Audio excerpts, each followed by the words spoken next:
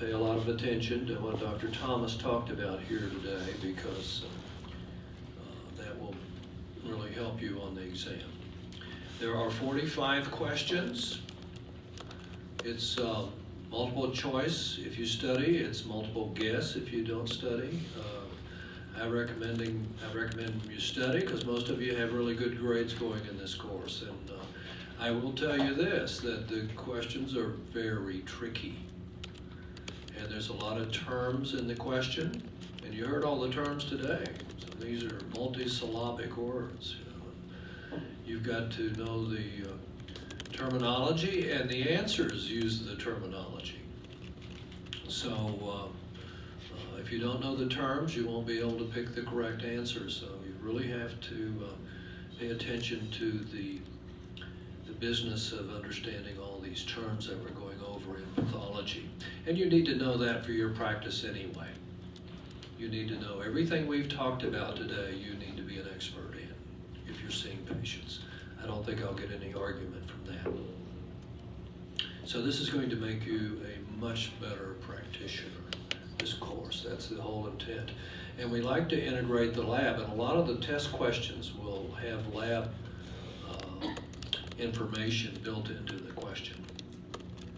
Now, if you have high fever and chills, that can be associated, as we heard today, with renal disease, but it can also be associated with other organs, especially organs that are exposed to the environment. Which organs are exposed to the environment that we worry about the most? Which organ comes to mind? Yes, so there might be a lung question lurking behind that. We talked a lot about the biology of a tumor, especially the genetics, and how tumors replicate themselves and lose control of that process. And Dr. Blakey gave a very nice lecture on that, where we talk about the replication of DNA and all of the places where that can run off the rails. Now, the second question on the exam will be in that area, so you need to look that over and understand all of those issues he talked about there regarding cancer and the replication of DNA.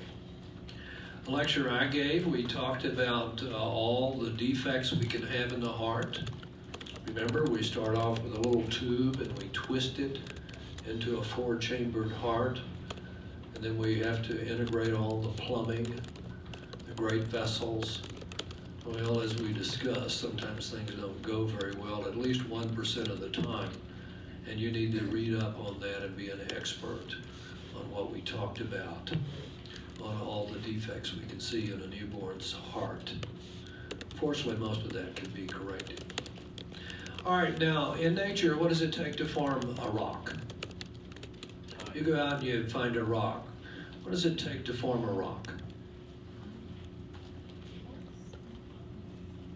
Because this happens in our bodies too. You heard it today. What does it take to form a rock, usually?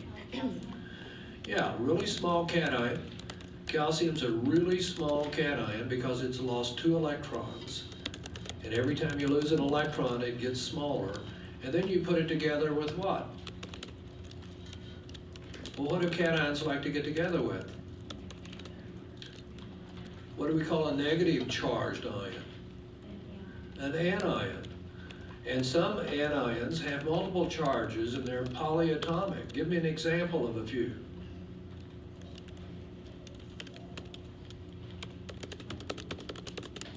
Phosphate, right? PO4 with 3 minuses, lots of extra electrons, really big. Well, what happens when you take a really small cation and put it together with a really big anion? You get a rock. Okay. What happens if that happens in a tubule in the kidney, where you got a lot of calcium and a lot of phosphate? Well, what would you guess? Well, there you go. And you know what kind of pain you're going to get with that, right? Does that ever happen?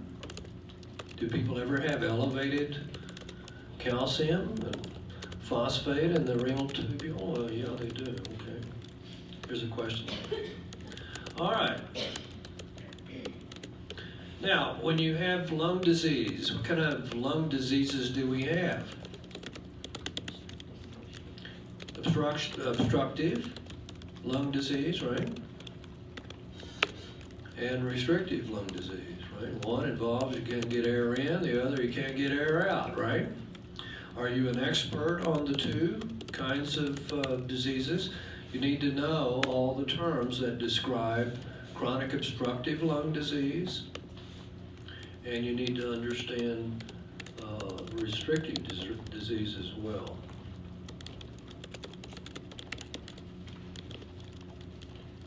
Now, when you have lung disease, does it cause any problems with the heart that can affect what the patient will look like when you examine them?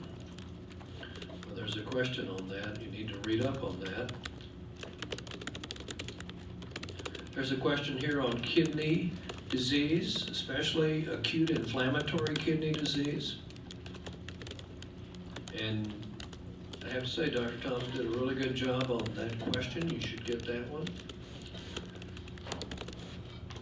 Now, this sore throat business.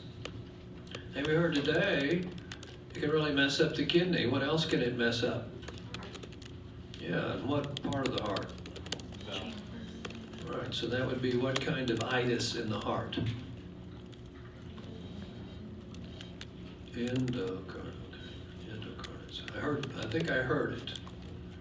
Okay. Is that a scary prospect? It certainly can be. What happens to the leaflets? They get fused together, and the chordae get messed up. Well, it's not good. All right. What can cause a person to just drop dead? Well, certainly the fuel pump of the heart can do that. Okay.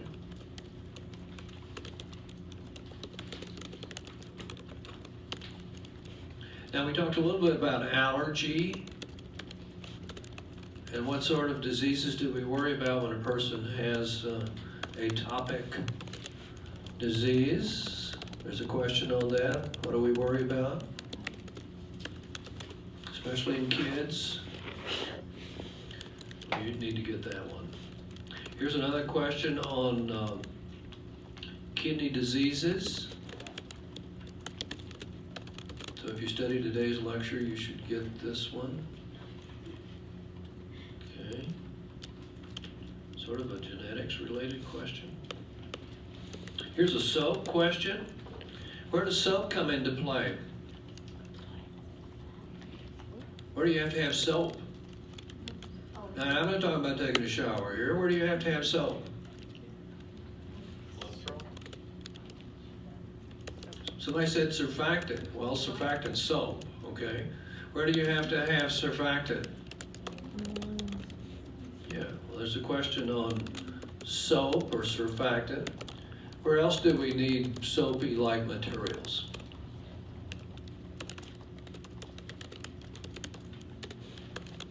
We talked about it. Well, what about bile? Does bile have any soap in it? Yeah, of course.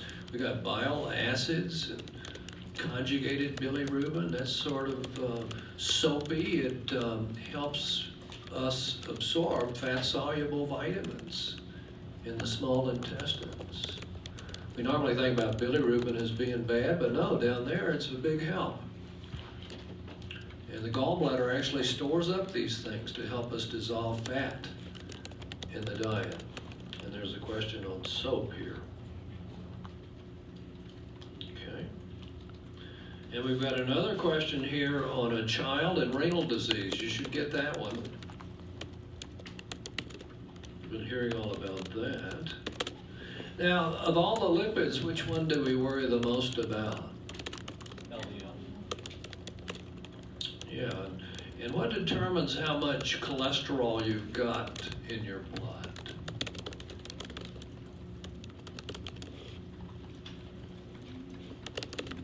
And where does all this cholesterol come from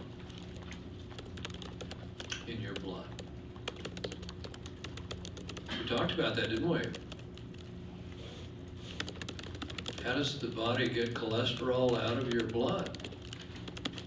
Because if it stays there, it can kill you, right? You can black up your arteries and all that stuff. You could even black up your renal arteries and cause a lot of mischief there, right, Dr. Thomas? Every artery in the body, especially peripheral arteries in diabetics. But that's not the next question. Now, can you have cancer in almost every organ in the body? Which one is the scariest to you? Of all the cancers we've talked about in this test block, which one scares the you-know-what out of you? Scares the heck out of you? Which one?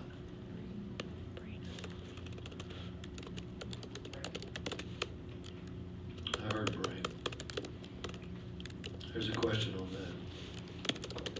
that. Now, here's another question on obstructive and restrictive lung disease. You've got to be an expert on lung disease. You're seeing patients with all kinds of respiratory problems, especially the smokers.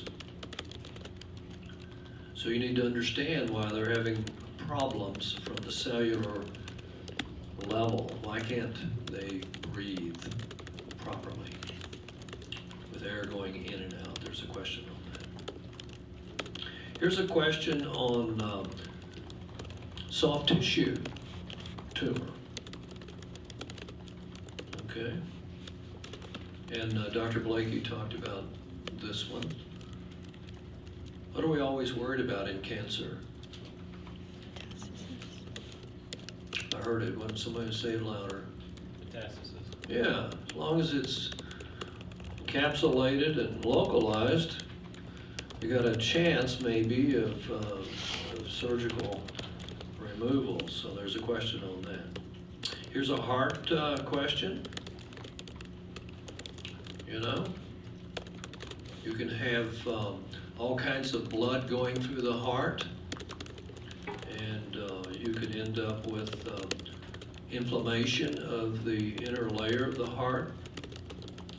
What complication do we worry about? There's a question on that. And when we think about brain, other than tumor, what's the other big thing that scares the heck out of us? Yeah, I heard somebody say it. There's a question on that. And what causes these problems with the brain? That's the question's related to that. Here's another question regarding above the neck. In little children, what sort of diseases do we worry about above the neck in little kids? And what are the symptoms? And what could cause you to rush the kid to the ED? There's a question on that. What are you thinking? I didn't hear anything. I can't hear you folks in Tulsa. I know the people in Tulsa, I just can't hear them.